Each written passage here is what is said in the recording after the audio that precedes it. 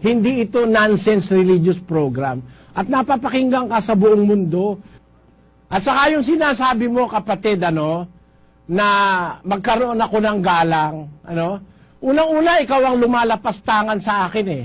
Tatawag ka pa ng sir, tawag mo sa akin sa Facebook, ogag eh. Di ba? Sa Facebook, nilalagay mo, ogag ako eh. Ogag na Eli Soriano, sabi mo. Ganong kakalapastangan. Yan ang natutunan mo sa pagiging walang Diyos. Tawag mo sa akin, ogag, nasa Facebook mo eh. March 30 at 10:23 a.m. Sabi mo, ikaw ang parang bata, batang maligno. Lagi kang nagsasalamin to. Ang bait ng Diyos mo, binigyan ka ng napaka, ano yun, makalagay? Pakibasa mo na nga ang pinaglalagay niya sa Facebook, Sis Luz. Tapos, you will demand respect from me. Ikaw ang unang umano sa akin eh. Ikaw ang unang lumapastangan sa akin. Di naman kita nakakausap eh. Tamo, yan ang gawa ng mga ateista. Kasi hindi naniniwala sa Diyos, walang respeto sa kapwa. Basahin mo yung nilagay niya sa Facebook.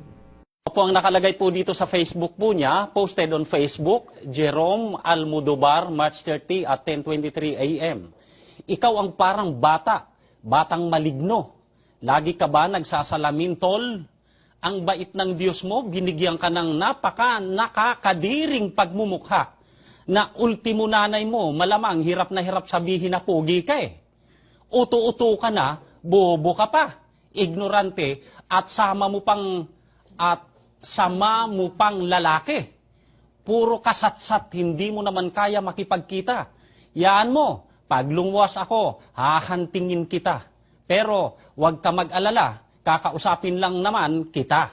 And I will prove to you that your God, your Jesus and your beloved Eli Ogag Soriano are nothing but fraud. Tingnan mo? Ogag pala ako, Patunayan mong ogag ako ngayon. Ganyan ang natutunan mo sa pagiging ateista mo, Wala kang galang sa kapwa mo, tatas magdedemand ka ng galang. Kami, tinanggap ka namin dyan. Baka pinamirienda ka pa dyan, eh. Pero hindi ka namin ginagawa ng ganyan. Bakit sinabi mo akong ogag na at sasabi mo sa akin, fraud ako? Bakit ako fraud? Anong ginawa kong masama sa'yo? Yan ang hirap sa mga hindi naniniwala sa Diyos. Sabi kasi sa Biblia, pakinggan nyo mga kababayan, sa awit ganito nakasulat, 53:1.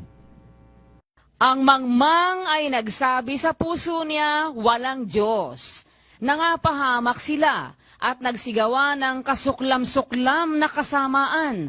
Walang gumawa ng mabuti. Tamo, walang gagawing matino itong mga hindi naniniwala sa Diyos ayon sa Biblia eh. Anong fraud ko? Si Jesus fraud?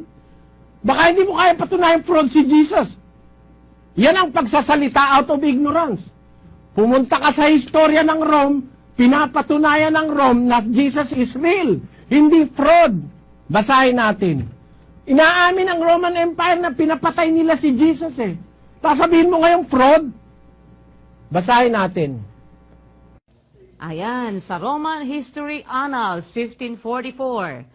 The Roman historian Tacitus wrote concerning the Great Fire of Rome in Book 15, chapter 44 of his Annals. Nero fastened the guilt and inflicted the most exquisite tortures on a class hated for their abominations, called Christians by the populace. Christus, from whom the name had its origin, suffered the extreme penalty during the reign of Tiberius at the hands of one of our procurators, Pontius Pilatus. Ang Roman history na nagsasabi niyan, Jesus suffered in the hands of one of our procurators, Pontius Pilatus. Totoo bang may Pontius Pilato? Tingnan natin ang archaeology. Kung may Pontius Pilato talaga na nagparusa at nagpapako sa krus kay Kristo. Basahin mo, Sis Luz. Ito po isang nahukay noong Italian excavation. Ayan, in 1961, an Italian archaeologist discovered a limestone at Caesarea Maritima, Israel.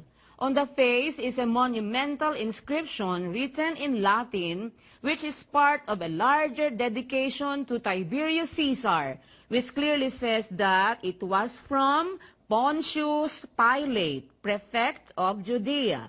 Yung existence ni Pontius Pilate is undeniable because merong mga artifacts na nagsasabi na talagang siya is a Roman procurator. At inaamin ng isang historian na si Tacitus, Roman historian, na si Kristo namatay sa kamay ng isa sa ating mga prokurador na walang iba kundi si Poncio Pilato. Ngayon, so merong witness about Jesus outside the Bible, sa Roman history at saka sa archaeology. Ngayon, si Kristo rin ang nagsabi, render unto Caesar the things that are Caesar's, and to God the things that are God. Referring to a coin. Natuklasan din ng archaeology, totoo palang merong coin na ganon, yung sinasabi sa Mateo. Pakilagay mo sa screen at pakibasa mo, Sis Luz. Opo, ito po yan. Yung nasa Biblia, in Matthew 22:21, it says, they say unto him, Caesar's. Then said he unto them, render therefore unto Caesar the things which are Caesar's, and unto God the things that are God's. Nakakuha po sila ngayon ng denaryo, silver coin. Yan. Silver denarius. Ito may mukha ng Cesar. Noong 31 BC to 14 AD, meron pong coin na Augustus Caesar ang nakalagay. Pero nung panahon ni Kristo, yun naman pong 14 to 37 AD, ang nagsisirculate noon ay yung coin bearing the name and the inscription of Tiberius Caesar. Yan po yan, silver denari. Yan, kaya yung sinasabi sa Mateo tungkol sa sinabi ni Kristo na merong coin na gano'n na ibigay nyo kay Cesar, yung kay Cesar, at sa Diyos, yung sa Diyos. So yan authenticated and affirmed by physical evidence. Yung coin mismo at saka yung existence ni Pontius Pilate, nagpapatunay na si Jesus ay hindi fraud, kapatid. Hindi fraud si Jesus.